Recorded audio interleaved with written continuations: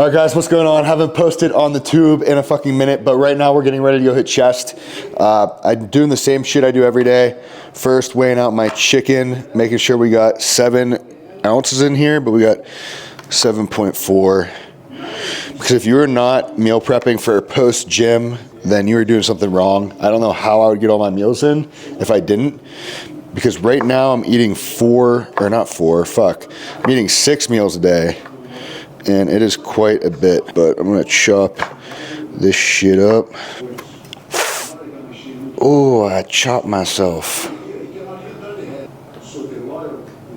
Test on the chicken. It's anabolic now. It's funny, some people will probably see that and be like, that's fucking disgusting. The bullshit we ate whenever we were in the Marines, sand and dirt fucking covered bullshit. 300. All right, so before chest day, I don't use tadalafil every day, but chest day and arm day, I always use it just so I can get a crazy fucking pump. This is a fresh one, so we're gonna pop it open. Give her a little shake. You guys use this, it tastes like fucking shit. All right, point. I do just above 0.25. That works. And a little bit extra. Well. Oh.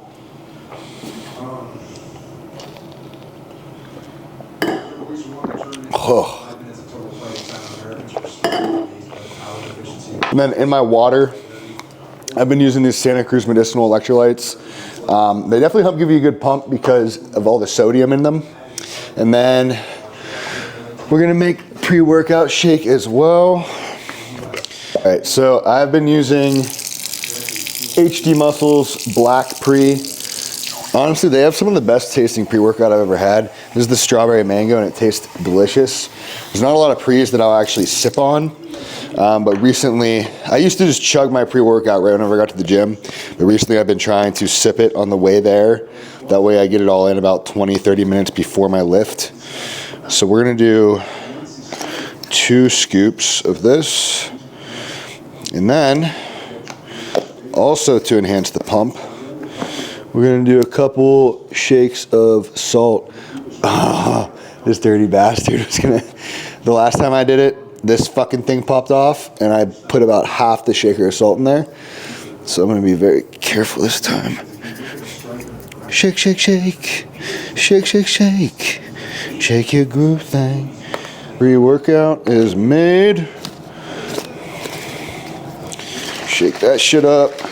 I've been using HD's intra-carbs. Basically, it's clustered dextrin, which is just a type of carbohydrate that your body absorbs really fast, so it's great for while you're lifting, because all of you fucking retards that are eating Rice Krispies during your lift, you're not digesting those fast enough to actually use them during your lift, and actually you're taking away from your lift slightly because your body has to digest those carbs while you're trying to lift, so it's putting blood into your stomach while you're trying to lift, and the blood should be going to your muscles. So don't eat during your lift, use clustered dextrin. I already got it in this shaker. Legalized anabolics, yes sir, in the Helix. Ice cubes in here. Throw this into gym bag. I met a guy the other day at the gym that recognized me from TikTok. It's in the Marines visiting. She's on like President Biden's helicopter squadron or whatever. And he brought me and Dylan over there a patch for his unit. So pretty fucking sick. It was really cool getting recognized though in public, just because I've never had that happen before. And it was also a very weird experience for me because, I don't know, a lot of influencers have these huge fucking egos, think they're hot shit and everything. And my head's the opposite. I don't think I'm jack shit. I'm just a normal fucking dude doing normal shit. And so having somebody come up to me and like want to take a picture with me was just very, I don't know, it was cool. It was really, really cool. Then I've been using, these are the best sauces you can really get if you're into lifting and bodybuilding. This is the Southwest Smash one. It's like a Chipotle aioli. I don't even know what aioli is, but it's 35 calories per serving, so not really that bad. And then just this, it's technically a salsa, but it's like hot sauce pretty much. So we put those in the bag as well. Yeah, I'm gonna get changed real quick, then we'll get ready to go. All right, guys, so we're gonna go hit some fucking chest. Little pre-workout zen. Come on out, guys. I'm gonna start referring to you as guys since the camera. I guess it's not really a trunk, it's more like a frunk. A frunk? What do you call it that? A frunk? Front trunk? All right, let's give her a little start. If you're a guy and you don't like the sound of a V10 engine, you're a pussy and you need to up your testos. That's that. I mean, you can't not love that. All right, let's go. Let's get to the fucking gym. A lot of people think they're going to failure in the gym, but they aren't, okay? They really aren't. Because your brain, whenever you're lifting, it starts to tell you, that little bitch voice creeps in your head and it starts to tell you, hey, I can't do anymore, you're done, you already hit your rep count for this or whatever. But if you still have more in the tank, you need to be fucking doing more. And pushing past failure in the gym transfers to the other facets of your life. Okay, let's say you have to study at night and your brain's telling you, okay, we gotta get to bed, we gotta get to bed. No, bitch, you gotta study. Or let's say you told yourself you're gonna read a chapter of a book every night or something, you didn't read that chapter yet. And you're telling yourself, oh, I gotta get to bed, like, you know, that's what it is. No, you need to push past your fucking weak ass brain and you need to do the thing that you told yourself you're gonna do.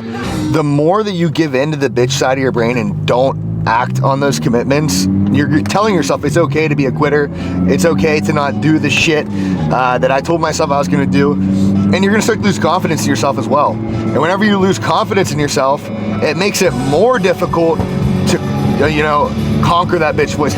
If you overcome the bitch voice once, and you do something after your brain tells you that you can't do it or whatever, it's gonna make it easier in the future. So every time you're faced with one of those moments where you know you're supposed to do something that might be hard or that you don't want to do, but you know you're supposed to do, just remind yourself of that and remind yourself it's just your brain being a little fucking pussy and that you just need to do it. And that's how you become a badass motherfucker.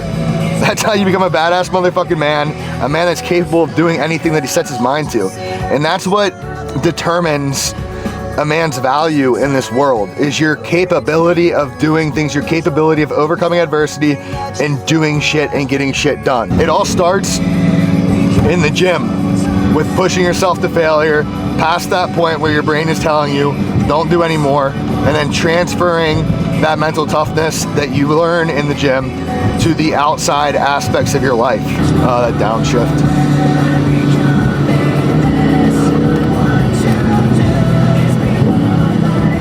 And I was also saying how much I just love the the routine of going to the gym. I love getting my food ready to go to the gym, my pre-workout ready, everything ready. Feels like you're getting ready, as cliche as it sounds, to go into fucking battle, man. You're going to battle with your own mind in the gym. You're getting ready to go in there and prove to yourself that you're capable of overcoming shit. You're capable of overcoming your weak ass fucking mind. Listening to some good fucking music on the way there and just fucking getting pumped and amped and ready to go. That's not every gym session, especially whenever I'm in a cut and I'm fucking low on energy and shit. Definitely not quite as hype. It's more of like a sad, depressed hype. Like I'm like, all right, I'm fucking tired. I feel weak right now, but I'm still gonna go in there and fucking kill it. I'll sit outside the gym for like 30 minutes beforehand sometimes, but I still go in there and I fucking kill that shit. Because I feel like even more of a bitch because I feel tired, and even the thought of not giving it everything or not going in or not going at all, it fucking disgusts me. It disgusts me that I had that fucking bitch ass thought creep into my brain. And I make it my job on those days to go even fucking harder, to punish myself for having that bitch ass thought and teach my brain, we don't do that shit here. We don't do that shit. We don't have those bitch ass thoughts. And that's the mentality that you have to have in life if you want to make your dreams come fucking true.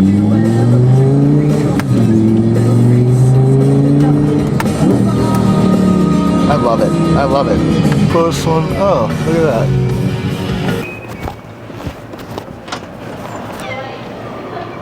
All right, so first thing I always do on chest day, and really any day of the week, is I do some activation exercises. So I go super, super light and just do about 3 sets, 15 reps, super light, and just really connect with the muscle, get some blood in there. That way, whenever I go into my working sets and actual exercises, I'm ready to go.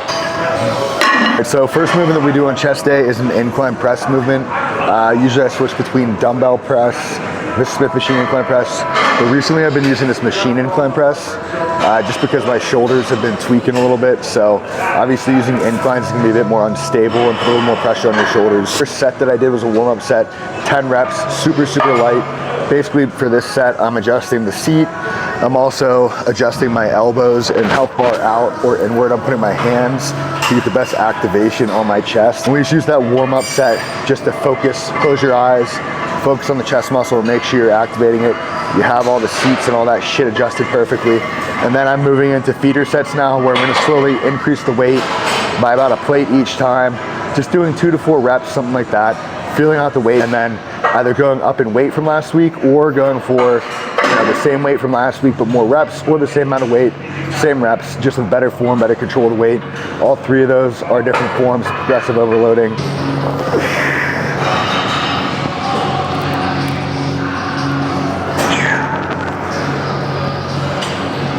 And while I do these, something that made me laugh was a lot of people will ask me, I'm feeling like a popping in my shoulder or my knees or something.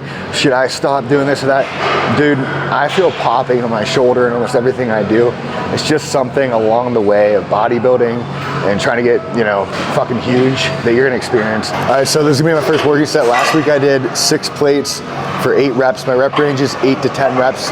You don't wanna get too caught up in the rep range, right? Because a lot of times if you're pushing heavy weight, you won't go to failure once you get to the end of that rep range. Say your rep range is 8 to 10 reps and your mind's already telling you should stop and you hit 10 reps, you're less likely to go past that point if in your head you already know you hit the rep range.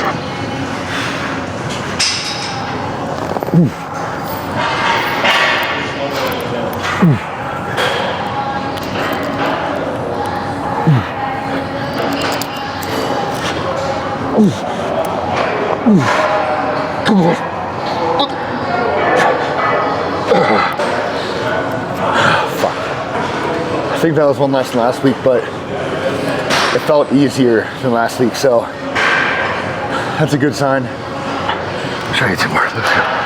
Fuck that.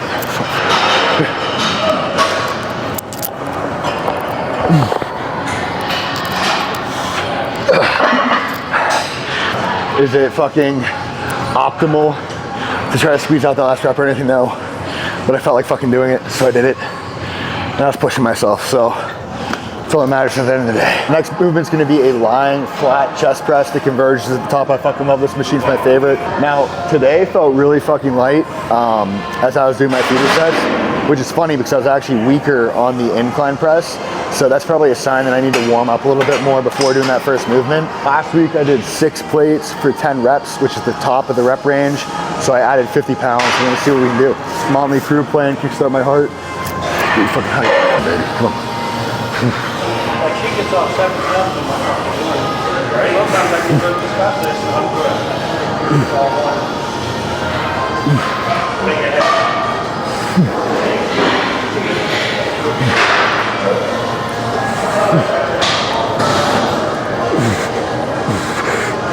What are you doing?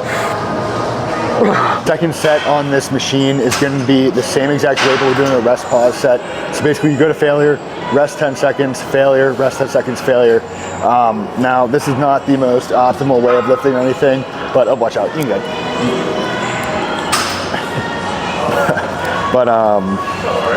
But it's intense, it pushes you mentally. And on that incline movement, we did a second set, drop the weight 10, 15%, go to failure. So, highway to hell, ACDC.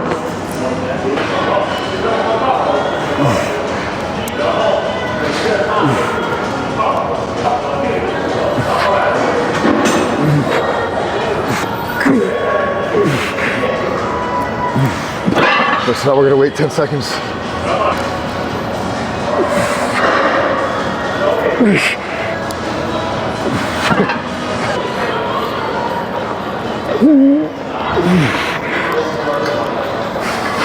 Yeah, that's that. Fuck. So that's the rest pause set. All right, so taking the pump cover off. This is either gonna make my workout better or worse.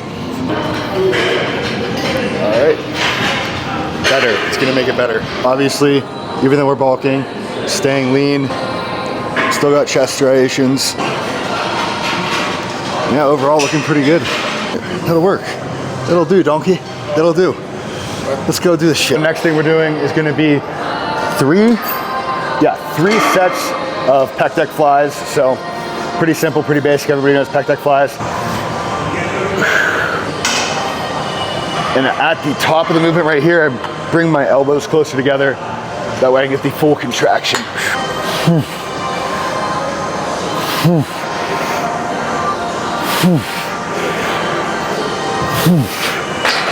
So I start to feel a little bit too much stress on my shoulder there at the end. So that's when I call it quits on the set. All right, so last movement's supposed to be like dips, weighted dips, but those fuck my shoulders up. So I do this back supported, seated chest press with the pulley because it feels really fucking good. It's very stable. Obviously, the more stable a movement is, the better contractions you're gonna get, the better reps and everything. So the only part that sucks is pulling these whenever you're sitting, but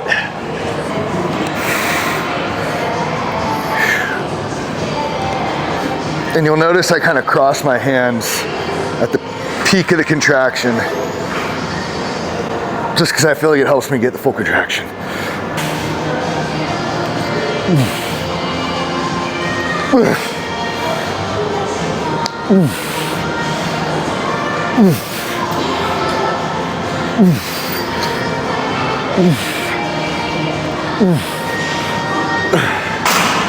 That's it for chest. Next, we're gonna move on to shoulders. All right, so first thing we're doing for delts is gonna be these side raises.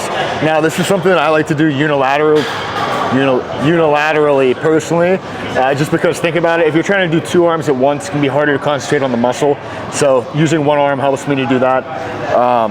And then another thing is a lot of people struggle to focus on their side delt. They end up hurting themselves and shit whenever they're doing side raises. This is something that you can really adjust kind of the angle you're standing at, you know, a little bit this way, a little bit that way. Your elbow, how far, how much like if it's tucked more or straight out. How much, if you're putting more of the pressure on your pinky or more towards your thumb, you know, focus on all those little cues and find what works best for you to hit your side delt. You gotta push yourself on delts just like every other muscle. Just because it's a smaller muscle group doesn't mean that you should go light. I do 15, funny. I do 15 reps so that I can use a little bit of lighter weight, but I'm still going heavy so that I hit failure within that range.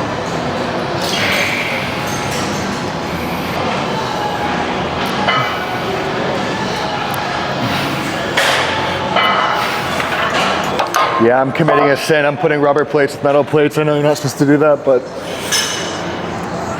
whatever, fuck it. 2 sets on here, 1 working set, then drop the weight, rest pause set.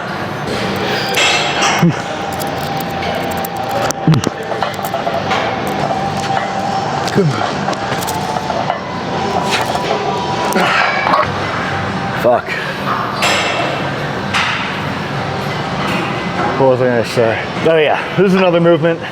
You can adjust your elbows, how close they are to your body, how far out, depending on how your limbs are structured and everything. Because obviously you don't put too much stress on the shoulder joint, right?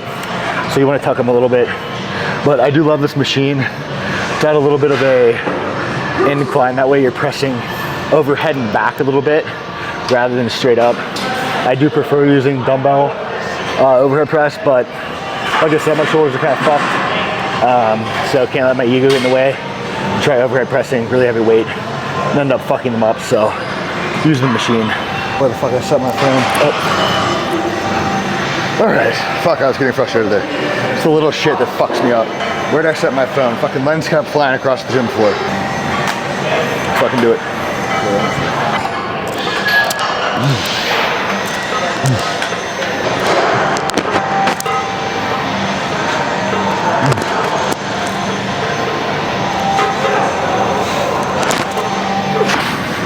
Come on, come on.